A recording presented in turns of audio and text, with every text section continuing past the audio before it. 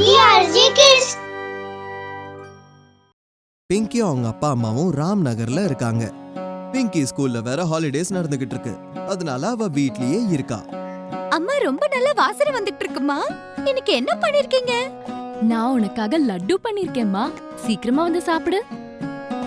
லட்டுவா? அடடா! ஆமா, ரொம்ப சுவையா இருக்கும். உனக்கு ரொம்ப பிடிக்கும்ல? அடம்மா, இன்னைக்கு நாள் எனக்கு ரொம்ப நல்லா இருக்கும். ஏ ஏ ஏ! பிங்கி ரொம்ப சந்தோஷத்துல துள்ளி குதிக்க ஆரம்பிச்சிட்டா. அம்மா என்ன சொல்றாங்கன்னா, என்ன இப்படி குதிச்சுட்டே இருக்க போறியா இல்ல லட்டுவை சாப்பிடுறியா? அம்மா, என் ஃப்ரெண்ட் ரித்துக்காகவும் இந்த லட்டுவை எடுத்துட்டு போகவா? நாங்க ரெண்டு பேரும் சேர்ந்து சாப்பிடுறோம். சரி, இந்த எடுத்துக்கோ. பிங்கி லட்டுவை எடுத்துக்கிட்டு ரித்துவோட வீட்டுக்கு போயிட்டு இருக்கா. வழியில அந்த லட்டுவை பத்தி சத்தமா பேசிக்கிட்டே போயிட்டு இருக்கா. பக்கத்துல மரத்துல உட்கார்ந்துட்டு இருந்த ரெண்டு பூதம் அவ சொல்றத கேட்டுட்டாங்க. அடடடடா! இன்னைக்கு அம்மா சூப்பரா லட்டு செஞ்சு கொடுத்திருக்காங்க. ஆஹா, வாசனையே தூக்கலா இருக்கு. ரொம்ப சுவையா இருக்க போகுது. அவ சொல்றத கேட்டு ரெண்டு பூதமும் அவங்களுக்குள்ள பேசிக்கிறாங்க. லட்டுவாமே, ஆஹா, லட்டு சாப்பிட்டு ரொம்ப நாள் ஆகுதுப்பா. நம்ம ரொம்ப நாள் கழிச்சு இன்னைக்கு தான் லட்டு சாப்பிட போறோம். ஆனா நமக்கு லட்டு எப்படி கிடைக்கும்? அவகிட்ட போய் கேட்டு பாப்போம், கொடுக்கறாளா இல்லையான்னு. நல்ல யோசனை தான். ஏன்னா பாக்குறதுக்கு ரொம்ப அப்பாவியா தெரியுறா. அப்படின்னு நினைச்சிட்டு ரெண்டு பேரும் பிங்கி கிட்ட வந்து, இத பாரு கண்ணா. அவங்கள பார்த்து பிங்கி பயந்து என்ன சொல்றானா, நீங்க யாருங்க? நாங்க நாங்க பூதம். பூதம். பூதமா? பயப்படாத, நாங்க உன்னை ஒண்ணும் பண்ண மாட்டோம். எங்களுக்கு தேவையானது இந்த லட்டு தான். நீ எங்களுக்கு அந்த லட்டை கொடுத்தன்னா உனக்கு நாங்க ஒரு மாயாஜால பாத்திரத்தை கொடுப்போம். மாயாஜால பாத்திரமா? ஆமா, நீ அந்த பாத்திரத்துக்கிட்ட சாப்பிடறதுக்கு என்ன கேட்டாலும் சரி, உனக்கு அது சாப்பிட கொடுத்துடும். சரி, லட்டு எடுத்துக்கோங்க. பிங்கி எல்லா லட்டுவும் எடுத்து அந்த பூதங்களுக்கு கொடுத்துட்றா. பூதங்கள் லட்டு சாப்பிடுறாங்க. இந்த லட்டு எவ்வளவு சுவையா இருக்கு. எங்க அம்மா தான் இது எனக்கு செஞ்சு கொடுத்தாங்க. பூதம் லட்டுவை சாப்பிட்டுட்டு பிங்கி கிட்ட ஒரு பாத்திரத்தை கொடுத்தாங்க. இந்தா கண்ணா, இதுதான் அந்த மாயாஜால பாத்திரம். இதுகிட்ட நான் ஏதாவது கேட்டு பார்க்கட்டுமா? கேளு, உனக்கு என்ன வேணும்னாலும் இதுல இருந்து கிடைக்கும்.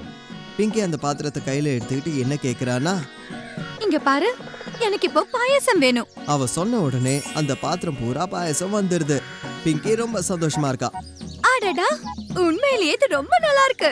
இது நான் எடுத்துக்கிட்டு போய் எங்க அம்மா கிட்ட காட்ட போறேன். இனிமே இந்த பாத்திரம் உன்னோடது தான். பிங்கி அந்த பாயாசத்தை எடுத்துக்கிட்டு அங்க இருந்து கிளம்பிடுறா. அப்ப ரெண்டு பூதமும் உட்காந்து பேசுறாங்க. இந்த பொண்ணு எவ்வளவு அப்பாவியா இருக்கால.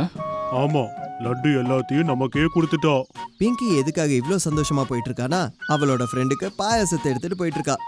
ரித்துக்கு முதல்ல பாயாசத்தை கொடுக்க போறேன். அதுக்கப்புறம் இதுல நான் லட்டு கூட கேட்பேன். அதுக்கப்புறம் ரெண்டு பேரும் சேர்ந்து லட்டு கூட சாப்பிடுவோம். கொஞ்ச நேரத்துக்கு அப்புறம் பிங்கி ரித்துவோட வீட்டுக்கு போயிடுறா. ரித்து என்ன சொல்றானா, அட பிங்கி, என்ன கொண்டு வந்திருக்க? பாயாசம் கொண்டு வந்திருக்கேன். வா, ரெண்டு பேரும் உட்கார்ந்து சாப்பிடலாம். அடடா, ஆண்டி இன்னைக்கு பாயாசம் செஞ்சிருக்காங்களா? இல்ல, அம்மா லட்டு தான் செஞ்சாங்க. பாயாசத்தை கொடுத்தது இந்த பாத்திரம் தான். என்ன பேசிட்டு இருக்க நீ? பாத்திரம் தானவே பாயாசம் கொடுக்குமா என்ன?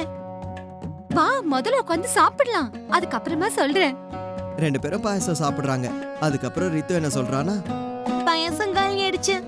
சரி, இந்த பாத்திரம் தான் சாப்பிட பாயாசம் கொடுத்துருச்சுன்னு சொன்னல, இப்ப அதே மாதிரி பண்ணி காட்டு. ஆஹா, இதோ பாரு, இப்ப நான் லட்டு கேட்க போறேன். அப்புறம் பிங்கி அந்த பாத்திரத்தை கையில எடுத்துட்டு என்ன சொல்றானா, இங்க பாரு பாத்திரமே, எனக்கு சீக்கிரமா லட்டு கொடு. பிங்கி சொன்ன உடனே அந்த பாத்திரத்துல லட்டுவும் வந்துருச்சு. ரித்து பாத்துட்டு இருக்கும்போது மனசுக்குள்ள என்ன யோசிக்கிறானா, அட, இந்த பாத்திரம் ரொம்ப அற்புதமா இருக்கே. எனக்கும் இந்த மாதிரி ஒண்ணு கிடைச்சா ரொம்ப நல்லா இருக்கும். ரெண்டு பேரும் லட்டு சாப்பிடுறாங்க. சாப்பிட்டதுக்கு அப்புறம் ரித்து பிங்கி கிட்ட என்ன சொல்றானா, பிங்கி, வா, நம்ம கொஞ்ச நேரம் ரெஸ்ட் எடுக்கலாம். வெளிய ரொம்ப வெயிலா இருக்கு. நீ சாயந்தரமா வீட்டுக்கு போ. இல்ல, அம்மா என்ன திட்டுவாங்க. அட, ஒண்ணும் ஆகாது. வெயில போனா உடம்பு சரியில்லாம போயிடும். பிங்கி அங்க நிம்மதியா தூங்கிட்டா. அவ தூங்கின உடனே ரித்து ஏஞ்சி வந்து அந்த பாத்திரத்தை மாத்திடுறா. கொஞ்ச நேரத்துக்கு அப்புறம் பிங்கி ஏஞ்சிட்டா. சரி ரித்து, இப்ப நான் கிளம்புறேன். ரொம்ப லேட் ஆயிடுச்சு. அம்மா எனக்காக வீட்ல வெயிட் பண்ணிக்கிட்டு இருப்பாங்க. பிங்கி அந்த பாத்திரத்தை எடுத்துட்டு அவளோட வீட்டுக்கு கிளம்பிட்டா. அந்த மாயாஜால பாத்திரம் என்கிட்ட இருக்கு. இப்ப எனக்கு என்ன வேணாலும் நான் அதுகிட்ட கேட்பேன். இங்க பிங்கி பாத்திரத்தை எடுத்துட்டு வீட்டுக்கு வந்துட்டா. வந்த உடனே அம்மா கிட்ட என்ன சொல்றானா, அம்மா, எனக்கு என்ன கிடைச்சிருக்குன்னு பாருங்க. ஒரு மாயாஜால பாத்திரம். என்ன மாயாஜால பாத்திரமா? ஆமா, இதோ பாருங்க. அப்ப பிங்கி பாத்திரத்துக்கிட்ட என்ன சொல்றானா, மாயாஜால பாத்திரமே, சீக்கிரம் எனக்கு பாயாசத்தை கொடு. பாத்திரத்துக்குள்ள எதுவும் வரல. அட வேற ஏதாவது சொல்லி பார்க்கணும்னு நினைக்கிறேன். பிங்கி மறுபடியும் பாத்திரத்துக்கிட்ட சொல்றா. இதோ பாரு பாத்திரமே, எனக்கு பாயசத்தை கொடு. ஆனா இப்பவும் பாத்திரத்துல எதுவுமே வரல. அட கண்ணா என்ன பண்ணிட்டு இருக்க? அது எப்படி தானா பாயசம் வரும்? இது பாருங்கம்மா, நான் சொல்றது உண்மைதான். இது மாயாஜால பாத்திரம். நான் இதுக்கு முன்னாடி பாயாசமும் லட்டுவும் சாப்பிட்டிருக்கேன். அப்படியா? சரி சரி, எனக்கு புரிஞ்சு போச்சு. அந்த பூதம் ரெண்டும் என்னை ஏமாத்திருச்சுன்னு நினைக்கிறேன். என் லட்டுவும் சாப்பிட்டாங்க, என்னை ஏமாத்தவும் செஞ்சுட்டாங்க. இப்ப நான் அவங்கள சும்மா விட மாட்டேன். அடுத்த நாள் காலையில அதே மரத்துக்கிட்ட போய் அந்த பூதத்துக்கிட்ட பேச போறா. பிங்கிய பார்த்த உடனே அந்த 2 பூதமும் வெளியே வந்து என்ன சொல்றாங்கன்னா, என்ன கண்ணா வந்துட்டியா? சரி சொல்லு, உன்னோட பாத்திரம் எப்படி வேலை செய்யுது? என்ன இருக்கு இதுல? நீங்க என் லட்டுவும் சாப்பிட்டு எனக்கு ஒரு வேலை செய்யாத பாத்திரமும் கொடுத்திருக்கீங்க. என் லட்டுவை முதல்ல கொடுங்க. என்ன பேசிக்கிட்டு இருக்க கண்ணா? நாங்க சாப்பிட்ட லட்டை எப்படி உனக்கு திரும்பவும் கொடுக்கறது? எனக்கு அதெல்லாம் தெரியாது. நீங்க என் லட்டுவை திருப்பி கொடுத்தே ஆகணும். இல்லனா நான் அவங்க 2 பேரையும் சாப்பிட்டுருவேன். 2 பூதமும் பயந்துருச்சு. பிங்கி கிட்ட என்ன சொல்றாங்கன்னா, இங்க பாருமா, எங்களை சாப்பிட்றாத. நாங்க உனக்கு லட்டுவை கொடுத்துடுறோம். ஆனா ஒரு விஷயம் சொல்லு, இங்க இருந்து நீ பாத்திரத்தை எடுத்துக்கிட்டு எங்க போன? நான் பாத்திரத்தை எடுத்துக்கிட்டு என் ஃப்ரெண்ட் ரித்து வீட்டுக்கு போயிருந்தேன். அதுக்கப்புறம் நாங்க கொஞ்ச நேரம் ரெஸ்ட் எடுத்துட்டதுக்கு அப்புறம் தான் எங்க வீட்டுக்கு போனேன். இப்பதான் எனக்கு விஷயம் புரியுது. உன்னுடைய ஃப்ரெண்டு தான் உன் பாத்திரத்தை திருடி வச்சிருக்கா. என்னது? வாய்ப்பே இல்ல. நீங்க மறுபடியும் என்ன ஏமாத்தலான்னு பாக்குறீங்களா? நாங்க சொல்றது உண்மை கண்ணா, பொய் சொல்லவே மாட்டோம். ஆனா நான் என் ஃப்ரெண்ட சந்தேகப்பட மாட்டேன். ரித்து அந்த மாதிரிலாம் பண்ண மாட்டா. அப்படியா? நான் உனக்கு இந்த கட்டையை கொடுக்கறேன். இதை எடுத்துட்டு உன்னோட ஃப்ரெண்டு வீட்டுக்கு போ. போயிட்டு என்ன சொல்ற தெரியுமா? போய் உன் அற்புதத்தை காட்டு அப்படின்னு சொல்லணும். அதுக்கப்புறம் அந்த பாத்திரம் உனக்கு தானா கிடைச்சிடும். பிங்கி அந்த கட்டையை எடுத்துட்டு ரித்து வீட்டுக்கு போயிடுறா. வெளியில இருந்து அவளை கூப்பிடுறா. ரித்து, ஓ ரித்து, வெளியில வா. ரித்து வெளியே வந்து பிங்கி கிட்ட என்ன சொல்றானா, என்னாச்சு? எனக்கு நல்லா தெரியும். நீதானே என் பாத்திரத்தை எடுத்திருக்க. சீக்கிரம் என் பாத்திரத்தை திருப்பி கொடுத்துரு. அட இல்ல பிங்கி, நான் உன் பாத்திரத்தை எடுக்கவே இல்ல. சரி, இப்போ விஷயம் தெரியும் பாரு அப்படின்னு சொல்லிட்டு பிங்கி என்ன சொல்றானா, மந்திர கொம்பே, போ உன்னோட அற்புதத்தை காமி. அப்படின்னு சொன்ன உடனே அந்த கட்டை போய் ரித்து அடிக்க ஆரம்பிச்சிருச்சு. ரித்து அந்த பக்கம் இந்த பக்கம் ஓடி கத்த ஆரம்பிச்சிட்டா. கட்டையும் அவளை அடிச்சுக்கிட்டே இருக்கு. என்ன காப்பாத்து பிங்கி, என்ன மன்னிச்சிரு பிங்கி. உன்னோட பாத்திரத்தை நான் திருப்பி கொடுத்துடுறேன். இதை எப்படியாவது நிறுத்த, என்ன காப்பாத்து பிங்கி ப்ளீஸ். சரி சரி, போதும் நிறுத்து. அடிக்க நிறுத்திடுச்சு. அந்த பாத்திரத்தை மறுபடியும் பிங்கிக்கு ரித்து கொடுத்துட்டா. பிங்கி சந்தோஷமா அவளோட வீட்டுக்கு திரும்பி போயிடுறா. போய் அவங்க அம்மா கிட்ட என்ன சொல்றானா, அம்மா நான் தான் சொன்னேன்ல இது மாயாஜால பாத்திரம்னு. அட கண்ணா, மறுபடியும் ஆரம்பிச்சிட்டியா? இப்ப நான் என்ன பண்றேன்னு பாருங்கம்மா. அப்புறம் பிங்கி பாத்திரத்துக்கிட்ட பாயசம் கேக்குற, பாயசமும் வருது. இத பார்த்து அம்மா ரொம்ப சந்தோஷப்படுறாங்க. பாத்தீங்களாமா எப்படி இருக்கு? அட ஆமா கண்ணா, உண்மையாவே ரொம்ப நல்லா இருக்கு. ஆனா உனக்கு இது எங்க கிடைச்சது? பிங்கி அம்மா கிட்ட விஷயத்தை எல்லாத்தையும் சொல்லிடுறா. எப்படியே அந்த பூதம் ரெண்டும் அவளுக்கு இந்த பாத்திரத்தை கொடுத்தாங்கன்னு. அது மறுபடியும் கிடைச்சதுக்கு அப்புறம் பிங்கியும் சீமாவும் ரொம்ப சந்தோஷமா இருக்காங்க. குருதாம் அப்படிங்கிற ஸ்கூல் இருந்துச்சு. இந்த ஸ்கூலோட 7வது கிளாஸ்ல நிக்கி, பிங்கி, சிண்டு அப்புறம் மோட்டோன்னு 4 நண்பர்கள் இருந்தாங்க. இவங்க 4 பேரும் நல்ல நண்பர்கள். நிறைய சேட்டையும் பண்ணிக்கிட்டு இருந்தாங்க. 4 பேரும் ரொம்ப நல்லா படிப்பாங்களும் கூட. ஸ்கூல்ல லஞ்ச் பிரேக் வருது. பசங்க எல்லாரும் அவங்களோட டிஃபனை எடுத்துக்கிட்டு கிளாஸை விட்டு வெளியே வராங்க. இந்த 4 பேரும் அவங்களோட டிஃபனை எடுத்துக்கிட்டு ஸ்கூல் கேண்டீன்ல போய் உட்கார்றாங்க. என்ன மொட்டும், இன்னைக்கு டிஃபன்ல என்ன கொண்டு வந்திருக்க? இட்லி சாம்பார் சட்னி தான். ரொம்ப போரிங். நீ என்ன கொண்டு வந்திருக்க நிக்கி? நான் இன்னைக்கு சிக்கன் சாண்ட்விச் வித் சாஸ் எடுத்துட்டு வந்திருக்கேன். வாவ், நான் என்ன கொண்டு வந்திருக்கேன்னு நீங்க கெஸ் பண்ணுங்க பாப்போம். உங்க எல்லாரோட favourite hakka noodles. Yes. Wow, ரொம்ப நல்லா இருக்கும். அடா சிண்டு, நீ இன்னைக்கு என்ன எடுத்துட்டு வந்திருக்க? நானா ஆலு பரோட்டா. பசங்க 4 பேரும் சாப்பிட ஆரம்பிச்சிட்டாங்க. 4 பேரும் அவங்களோட ஃபுட்டை ஷேர் பண்ணிக்கிட்டாங்க. வாவ், என்னோட பரோட்டா ரொம்ப டேஸ்டியா இருக்கு. இந்தா என்னோட இட்லியும் டேஸ்ட் பண்ணு. அடடா, நூடுல்ஸ் ரொம்ப நல்லா இருக்கே. என்னோட இட்லி யாரும் சாப்பிட மாட்டேங்கிறாங்க. நீ ஒன்னும் கவலைப்படாத மொட்டு. நீ அதை எடுத்துட்டு போய் வீட்ல உட்கார்ந்து சாப்பிடு. கவலைப்படாத, அந்த இட்லி சாம்பாரை நான் சாப்பிடுறேன். இட்லினா எனக்கு ரொம்ப பிடிக்கும், அது ரொம்ப டேஸ்டியா இருக்கும். அப்படின்னு சிண்டு மோட்டோவை கலாய்க்கிறான். கொஞ்ச நேரத்துல லஞ்ச் ஓவர் பெல்லும் அடிச்சிடுறாங்க. 4 பசங்களும் சாப்பிட்டு முடிச்சுக்கிட்டு அவங்களோட கிளாஸுக்கு போயிடுறாங்க. நாளைக்கு என்ன நாளுன்னு தெரியுமா? தெரியாது. அட நாளைக்கு என்னோட பர்த்டே. என்ன ஃப்ரெண்ட்ஸ் நீங்கெல்லாம்? உங்க ஃப்ரெண்டோட பர்த்டே கூட உங்களுக்கு ஞாபகம் இல்லையா? சாரி பிங்கி. நாம நாளைக்கு உன்னோட பர்த்டேவை ரொம்ப வித்தியாசமா ரொம்பவே யூனிக்கா கொண்டாடலாம். சரி, நானும் சிண்டுவும் பிங்கியோட பர்த்டேவை பிளான் பண்ண போறோம். We will give her surprise. என்ன மோட்டு? எஸ், நானும் உங்க கூட வரேன். நாளைக்கு சண்டே வேற. 4 பேரும் கிளாஸ்ல உட்காந்து ஒருத்தங்களுக்கு ஒருத்தங்க தம்ஸ் அப் காட்டிக்கிறாங்க. அடுத்த நாள் கார்டன்ல காலையிலேயே 3 ஃப்ரெண்ட்ஸும் சந்திக்கிறாங்க. நிக்கி, சிண்டு அப்புறம் மோட்டு பிங்கோட பர்த்டேவை பிளான் பண்றாங்க.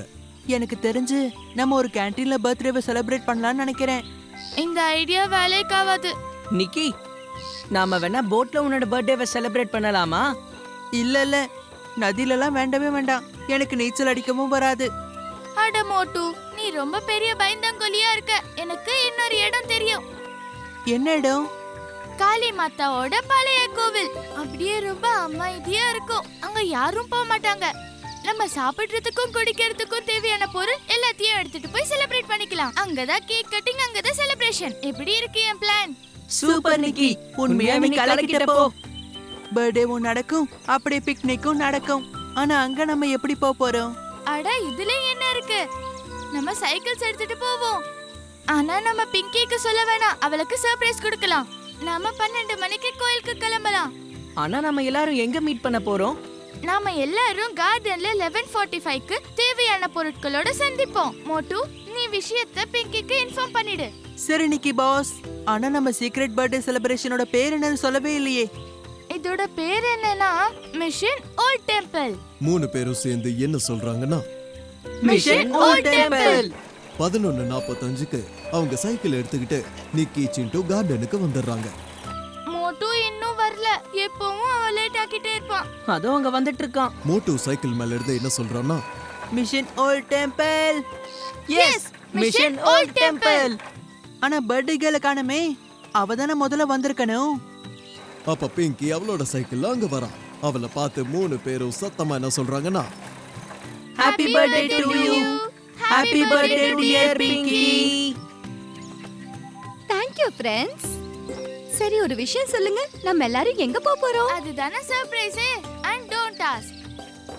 அப்புறம் எங்களோட இந்த பிளானோட பேரு மிஷன் ஓல்ட் டெம்பிள்.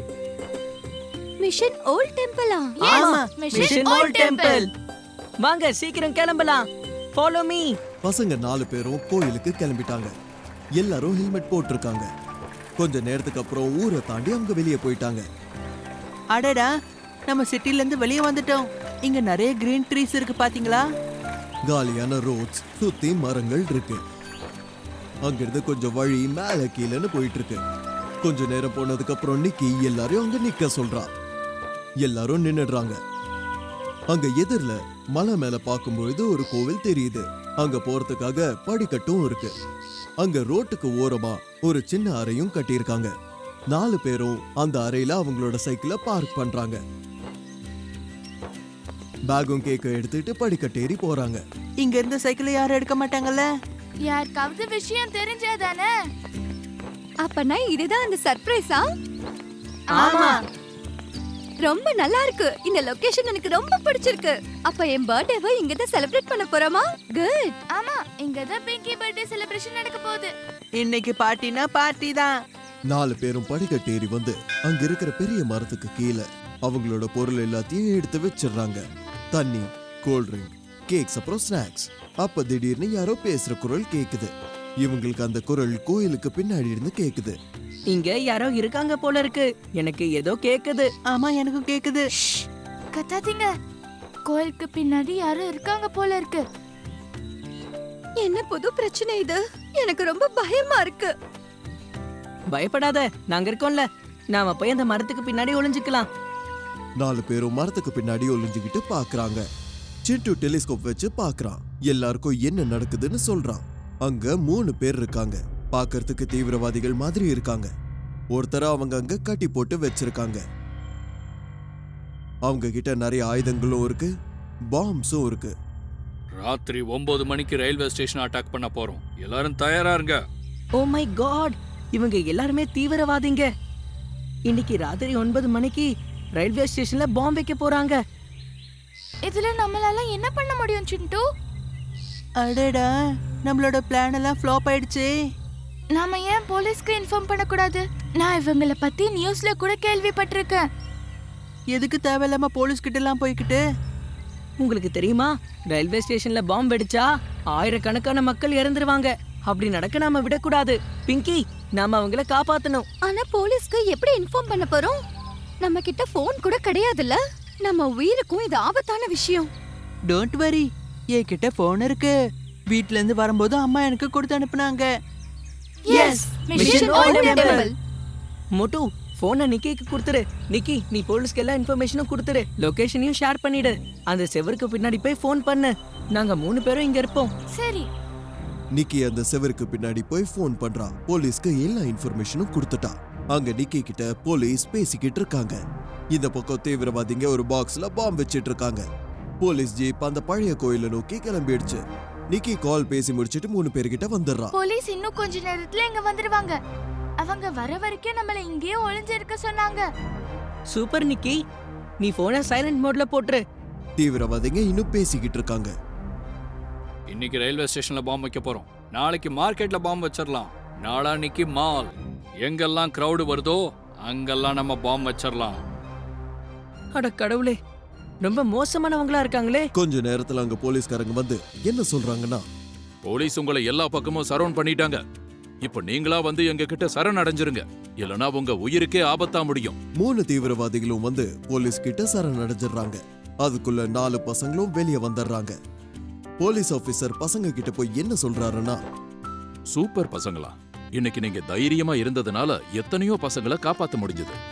3 தீவிரவாதிகளை பிடிச்சிருக்கோம்.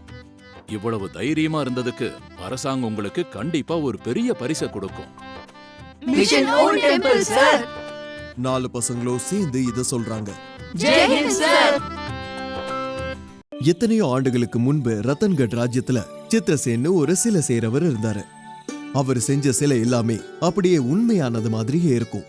அது நம்ம கிட்ட வந்து இப்போ பேசும் அந்த மாதிரி இருக்கும். எல்லாரும் அவர் சிலையை பத்தி தான் பேசுவாங்க. வெளிநாட்டுல இருந்தெல்லாம் அவரோட சிலைய பாக்குறதுக்காக வருவாங்க. எல்லா இடத்துலயும் அவர் புகழ் தான் பரவி இருந்துச்சு. ராஜ்யத்துல அவருக்கு நிறைய மரியாதையும் இருந்துச்சு. இந்த மாதிரி நடக்கும்போது அரண்மனையில மகாராஜா என்ன சொல்றாருன்னா, சித்திரசேனன் மாதிரி ஒரு கலைஞன் நம்ம ராஜ்யத்துல இருக்கிறது எனக்கு ரொம்ப சந்தோஷமா இருக்கு. அவருடைய புகழ் எத்தனையோ நாடுகளுக்கு பரவி இருக்கு. அவரால தான் நம்ம ராஜ்யத்தோட கௌரவமே அதிகமாயிருக்கு. ஆமா மகாராஜா, சித்திரசேனன் மாதிரி ஒரு கலைஞன் நம்ம நாட்டுல எங்கேயுமே கிடையாது. அவரு நம்ம ராஜ்யத்துல இருக்கிறது நமக்கு ரொம்ப பெருமையான விஷயம். இன்னைக்கு அரண்மனையில எல்லா மந்திரிகளையும் சந்திக்கிறது எதுக்குன்னா, நம்ம ராஜ்யத்துல ஒரு விஷயத்த பத்தி எல்லாரும் என்ன நினைக்கிறாங்கன்னு தெரிஞ்சுக்கணும். சரிங்க மகாராஜா, என்ன சொல்லணும்னு நினைக்கிறீங்களோ சொல்லுங்க. நம்ம ராஜ்யத்தோட கலைஞன் சித்திரசேனன் நம்ம நாட்டுல எவ்வளவோ புகழ பெற்றிருக்காரு. அதனால சித்திரசேனன் நம்ம நவரத்தினங்கள் கூட்டத்துல ஒருத்தரா இருக்கணும்னு நான் விரும்புறேன். என்ன மந்திரி அவர்களே, நீங்க என்ன நினைக்கிறீங்க? மகாராஜா, நீங்க நல்ல முடிவை எடுத்திருக்கீங்க. நம்ம ராஜ்யத்துக்கு இது கண்டிப்பா ரொம்ப பெருமையான விஷயமா இருக்கும். ராஜ்யத்துல இருக்கிறவங்க எல்லாரும் இதுக்கு ஒத்துக்கிட்டாங்க. மகாராஜா என்ன சொன்னார்னா, மகாராஜா, நான் உங்களுக்கு ரொம்ப கடமைப்பட்டிருப்பேன். அதுக்கப்புறம் சித்திரசேனை பத்தி எல்லாரும் நிறைய பேச ஆரம்பிச்சாங்க. எல்லா இடத்துலயும் அவரை பத்தி தான் பேசிக்கிட்டு இருந்தாங்க. ரத்தன்கட் மக்களுக்கு அவங்களோட கலைஞன் மேல ரொம்ப மரியாதை இருந்துச்சு. இதே மாதிரி ஒரு நாள் சில பேர் அவரை பத்தி பேசிட்டு இருக்கும் பொழுது, கேள்விப்பட்டியா, சித்திரசேனாவை மகாராஜா அவர்கள் நவரத்னத்துல ஒருத்தராக்கிட்டாங்களாம். ஆமா ஆமா, மகாராஜா நல்ல முடிவு தான் எடுத்திருக்காரு. நம்மளோட சித்திரசேனால வெளிநாட்டுல கூட நம்ம ஊருக்கு நல்ல பேர் கிடைச்சிருக்கு. இந்த மாதிரி எல்லாரும் சித்திரசேனை பத்தி பேசிட்டு இருந்தாங்க. ஆனா போக போக சித்திரசேனுக்குள்ள அகங்காரம் வந்துருச்சு. ராஜ்யத்துல இருக்கிற எல்லார்கிட்டயும் அதே மாதிரி பேசிக்கிட்டு இருந்தாரு. ஒரு வாட்டி ஒரு விஷயத்த பத்தி அரண்மனையில எல்லாரும் பேசிட்டு இருந்தாங்க. என்ன சித்திரசேனா அவர்களே, இந்த விஷயத்தை பத்தி நீங்க என்ன நினைக்கிறீங்க? உங்க கருத்தையும் சொல்லுங்க. மந்திரி அவர்களே, தேவையில்லாத விஷயங்களை பத்தி நான் எப்பவும் பேச மாட்டேன். அது மட்டும் இல்லாம இது என்னுடைய வேலை கிடையாது. என் நேரம் விலை மதிப்பானது. நான் இப்போ கிளம்புறேன். சித்திரசேன் மகாராஜாக்கு வணக்கம் சொல்லிட்டு அங்கிருந்து கிளம்பிட்டாரு. மந்திரிக்கும் அரண்மனையில இருக்கிற மத்தவங்களுக்கும் அவர் அப்படி பண்ணது சுத்தமா பிடிக்கல. மகாராஜா, சித்திரசேனா அவர்கள் இப்படி போயிருந்திருக்கவே கூடாது. இது அரண்மனையை அவமானப்படுத்துற மாதிரி. மந்திரி யாரே, நீங்க அதை கண்டுக்காதீங்க. சித்திரசேனன் அவர்கள் ஒரு கலைஞன். கலைஞர்கள் எப்பவும் இப்படிதான் இருப்பாங்க. அவருடைய விஷயத்தை நீங்க பெருசா எடுத்துக்காதீங்க. மகாராஜா சொன்னதை கேட்டு அரண்மனையில இருக்கிற எல்லாரும் அமைதியாயிடுறாங்க. ஆனா சித்திரசேனுக்குள்ள ஒரு பக்கம் நாளுக்கு நாள் அகங்காரம் அதிகமாயிட்டே இருக்கு. ஒரு நாள் ஒருத்தர் சித்திரசேன் கிட்ட வந்திருந்தாரு. சித்திரசேனன் அவர்களே, எனக்கு ஒரு துர்கா மாதா சிலையை செஞ்சு கொடுங்க. இங்க பாருங்க கேஷவ் அவர்களே, கடவுளுடைய சிலையை செஞ்சு கொடுக்கறதுக்கு இங்க நிறைய பேர் இருக்காங்க. நீங்க இதுக்காக என்கிட்ட எல்லாம் வர தேவையில்லை. நீங்க சொன்னதும் உண்மைதான். சிலையை செய்யறவங்க நிறைய பேர் இருக்காங்க. ஆனா உங்களை மாதிரி இங்க யாராலையும் சிலையை செய்ய முடியாது. சரி, ஆனா இப்போ எனக்கு நேரம் இல்ல. நாளைக்கு நான் நிறைய சிலையை செய்யணும். எனக்கு நேரம் இருக்கும்போது சொல்றேன், நீங்க அப்ப வாங்க. கேஷவ் அங்கிருந்து சோகமா கிளம்பிடுறாரு. சொர்க்கத்துல இருக்கிற யமராஜா இது எல்லாத்தையும் பார்த்துக்கிட்டு இருக்காரு. அவர் விஸ்வகர்மா கிட்ட என்ன சொன்னார்னா, இவனுக்கு அகங்காரம் ரொம்ப அதிகமாயிடுச்சு. இவனுக்கு புகழ் வர ஆரம்பிச்சதிலிருந்தே இவனுக்குள்ள இருக்கிற பெருமை இன்னும் அதிகமாயிட்டே போயிட்டு இருக்கு. இந்த மாதிரி ஒரு அகங்காரம் உங்களுக்குள்ளேயும் எப்பவும் இருந்ததே இல்ல. மனுஷனுக்கு இருக்கிற பெரிய குறையே இதுதானே. யாருக்கு பேரு பணம் புகழ் கிடைக்குதோ அவங்களுக்கு அகங்காரமும் அதிகமாயிடும். அப்பனா நாம அவரை சொர்க்கத்துக்கு கூப்பிட்டுலாமா? சித்திரசேன் பண்றத பார்க்கும் பொழுது பூமியில அவரோட நேரம் முடிஞ்சதுன்னு தான் எனக்கும் தோணுது. யார் சொல்றதையும் அவர் இப்போ கேக்குற மாதிரி தோணல. அப்படின்னா நானே போய் அவனை இங்க கூட்டிட்டு வர போறேன் பாருங்க. யமராஜா சித்திரசேனை சொர்க்கத்துக்கு கூட்டிட்டு போறதுக்கான யோசனைக்கு வந்துட்டாரு. ஆனா இத பத்தி தெரியாத சித்திரசேன் இங்க அரண்மனையில உட்கார்ந்துட்டு இருக்காரு. இன்னைக்கு நம்ம அரண்மனைக்கு அனைத்தையும் கற்ற ஒரு ஞானி வந்திருக்காரு. இது நம்ம எல்லாருக்குமே ஒரு பெருமைன்னு சொல்லலாம். மகாராஜா, நான் ஒரு சாதாரண மனுஷன்தான். கடவுள் எனக்கு என்ன ஞானத்தை கொடுக்கறாரோ அதை நான் எல்லாருக்கும் பகிர்ந்து கொடுப்பேன். சுவாமி, நீங்க எதிர்காலத்தை பத்தி சொன்னது இதுவரைக்கும் தப்பா போகல. இந்த ராஜ்யத்துக்கு ஒரு பெரிய கலைஞன் கிடைப்பாருன்னு நீங்க தான் ஒரு நாள் சொன்னீங்க. அதுவும் உண்மையாதான் இருந்தது. நான் ரொம்ப சந்தோஷமா இருக்கேன் மகாராஜா. நீங்க ஆசைப்பட்ட மாதிரியே எல்லாமே நடக்கணும். என்னோட ஆசீர்வாதம் எப்பவும் உங்களுக்கு துணையா இருக்கும். சுவாமி, என்னோட எதிர்காலம் எப்படி இருக்கும்? உங்களை பத்தி எல்லாருக்கும் எல்லாம் தெரிய வரும். அரண்மனையில இருக்கிற எல்லாரும் அவங்களோட எதிர்காலத்தை பத்தி தெரிஞ்சுக்க ஆரம்பிச்சாங்க. ஆனா எதிர்காலத்தை பத்தி எதுவுமே கண்டுக்காத அளவுக்கு சித்திரசேன் அவரோட இடத்துல உட்கார்ந்துட்டு இருக்காரு. அங்கிருந்து எழுந்திருக்க கூட இல்ல. அப்ப மகாராஜா என்ன சொன்னார்னா, சித்திரசேனன் அவர்களே, உங்களுக்கு உங்களோட எதிர்காலத்தை தெரிஞ்சுக்க வேண்டாமா? மகாராஜா, எதிர்காலத்தை நானே தான் உருவாக்குவேன். இன்னைக்கு வரைக்கும் எனக்கு என்ன கிடைச்சிருக்கோ அது என் கஷ்டத்துக்கான பலன். எதிர்காலத்தை யாராலையுமே சொல்ல முடியாது. இந்த விஷயம் அரண்மனையில இருக்கிற எல்லாரையும் பாதிச்சுது.